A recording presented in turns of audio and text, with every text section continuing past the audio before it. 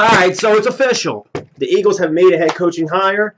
Um, I don't know what to say about this one, but it's funny because I was going to come here, I would say a week ago, because I remember I made my coaching search video and I wanted, McDermott, Adam Gase, Hugh Jackson, and I thought we were about to get Gase. I was about to make a video on it because all the stuff I was hearing, we interviewed him. It was an 8-hour long interview, and I'm like, oh my god, we're about to get Gase. And I wanted Gase badly because I really wanted McDermott or Hugh Jackson. Come to find out, we didn't even want to interview McDermott. He wasn't even on our radar. I don't know why. So I'm like, okay, fine. We're not going to get him. Let's take Gase right now. Take him. Young mind, knows his thing. Like I told you guys, help these cats. Help these quarterbacks who have been struggling or coming off neck injuries, all this and that. Help the offenses, whatever. So we get an 8-hour interview with him, and I'm like, damn, he might become the coach. I mean, that's a long interview. He must be in there talking to them, yada, yada, yada. He leaves, and he said, I guess people said he wanted to go see his other options just in case, which a smart person would do. Check everything just in case, and especially in Philly where you don't know if Bradford's going to stay. You got a quarterback on a 1-year deal. It's cold as shit out here. Like, I'm comparing to when he signed Miami. You got Miami. Tannehill might not be the best quarterback, but what happened? He's already signed to a 4 or 5-year deal. He's locked up. You don't have to worry about him going anywhere. Besides, the only way he'll go anywhere is if he gets injured or you trade him. He's there. He's locked up. Defense has talent. Oh, and also, you moved to Miami. Beautiful beaches, beautiful weather, everything. Beautiful women. You come to Philly, it's freezing cold. Motherfuckers are bundled up. Your quarterback, you don't even know if he's going to stay. It's an iffy thing. The quarterback doesn't. There's not even that many quarterbacks in the draft. So I understand where he's coming from. It's like, damn, do I do this? Do I do this? Do I do that? And then on top of that, Miami gave him full personnel control, which is ridiculous because he's not going to pull a Chip Kelly, where Chip Kelly just started trading everybody. But you just don't do that kind of stuff. We did it with Chip, and he had 3 years of experience. Belichick has it because he won multiple bowls. Andy Reid has it because he's like the 10th best, most wins in the NFL history or whatever. I don't know. So, but thank God we didn't take him because of that. Now, we were supposed to get some more interviews in. We interviewed, I think it was, Tom Coughlin and all this and that. I wasn't on that Tom Coughlin shit. I swear to God I wasn't. I'm not with that shit. I think he's washed up. I think his head's out of the game. I don't see what people see in him. People were fired up for him. But under one exception, I said I would take Tom Coughlin. Sorry. One exception. And that exception was if McAdoo comes with him. I was like, I'll take Coughlin. McAdoo comes with him. I'm taking that. Because I already knew the process. McAdoo comes. Coughlin's the coach for 2 or 3 years. He grooms McAdoo because we interviewed McAdoo. And everyone said McAdoo had a great interview. Amazing interview with the team.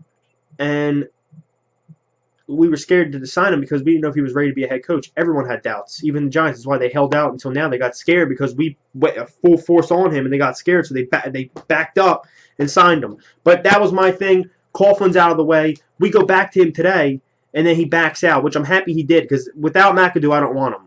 I want a corner he can groom underneath him, and McAdoo has a lot of great things he can do. I don't want to groom Sherman, all these bums, whatever. So about a week ago, I heard the news about Doug Pederson, and I started looking up on him and this and that.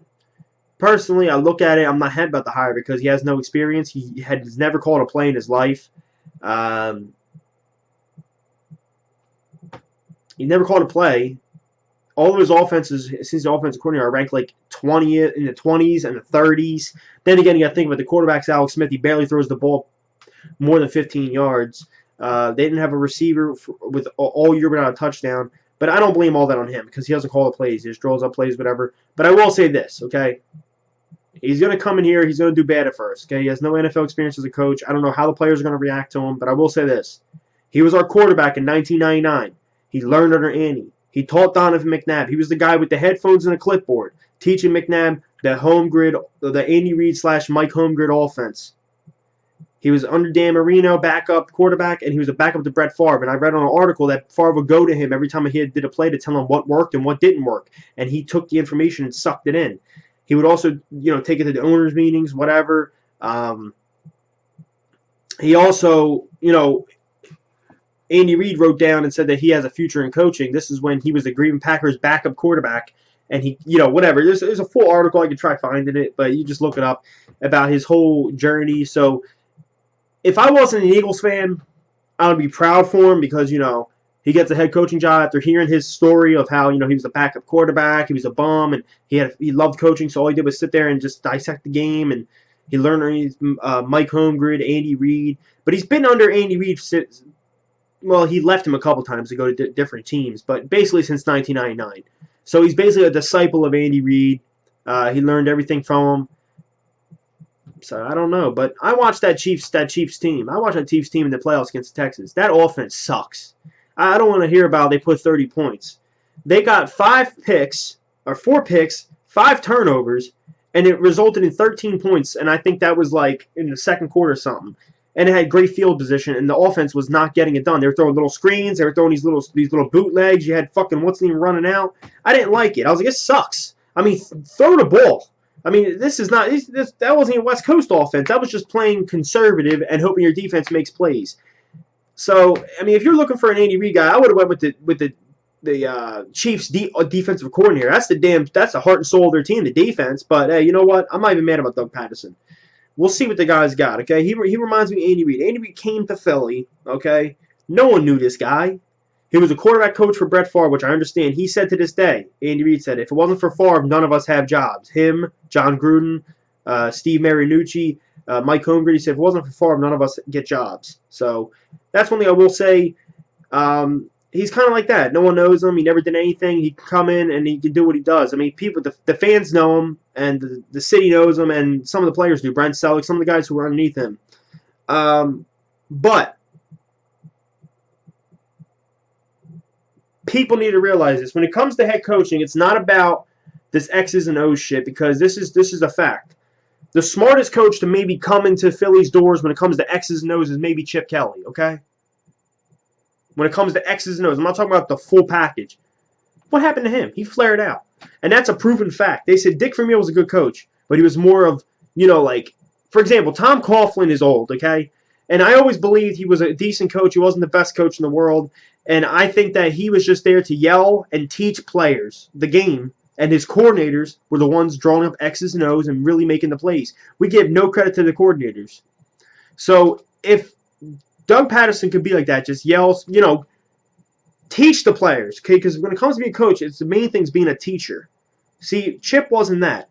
He was just there, he called plays, and he expected people to do his plays. He didn't teach them, he didn't yell at them, he didn't tell them what to do, he just, whatever. So, that was his downfall. So, if Pederson did that, I'll be happy. And also, I'm hearing that the Eagles are looking at Jim Schwartz or Mike Pettin for the defensive coordinator. I'll tell you right now, you hire Jim Schwartz or Mike Pettin for the defensive coordinator, I will be a happy man. Hell, I might cry tears of joy because how sorry these fucking defensive coordinators been for the past couple years. As I said, we got talent all on the damn defense. You get Jim Schwartz or Mike Pettin, or even that guy they just signed and get rid of Billy Davis. But if you get Jim Schwartz or Mike Pettin, this hire for Doug Pederson changes my mind. I'm sold and I'm in because this defense will be beast with either one of them as defensive coordinator. I'm telling you that. And once again, you get one of those guys, you get Pat Shurmur, they control X's and O's while Doug Pederson's growing as a head coach. Just let him teach the fucking players. But if you get me Jim Schwartz or Mike Pettin, I'm sold in this hire. I'm more excited for Jim Schwartz and Mike Pettin with this defense as defensive coordinator than I am Doug Pederson. But if you can do that, hell, man, I'm all in on this. I'm all in on this Doug Pederson. You can get me Jim Schwartz or Mike Pettin. Because I tell people all the time, how whole Andy Reid shit, he was a good coach, don't get me wrong. But if it wasn't for Jim Johnson, he wouldn't be as successful as he was. And the reason I say that, is because once Jim died, the defense went to shit. He hasn't won a playoff game since, even though he just won one last week. I'm talking about with the Eagles.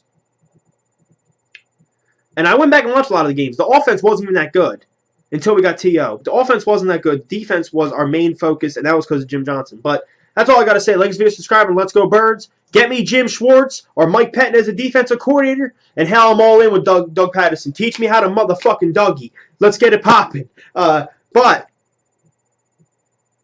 I'm hyped up about Jim Schwartz and Mike Pettin. You can get one of them cats as a defensive coordinator. I'll be fired up. But the whole Doug Pederson thing, I got to look more into it, and I'll give you another video on if he'll be a good coach or not. But right now, it's fresh in my brain, and I knew this was going to happen about a week ago. I was going to come make a video telling you guys this because I knew that Lori Was not comfortable with bringing in Adam Gase because what happened with Chip? He's an outsider, all this and that. He was scared to bring in another guy who knew one knew.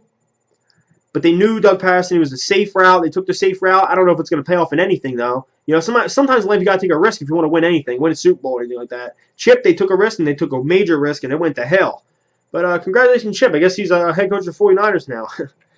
I swear to God, man. If he goes out there and wins something, man, with Kaepernick and them, I'll be pissed. That's about it, y'all. Links, video, subscribe, and comment below.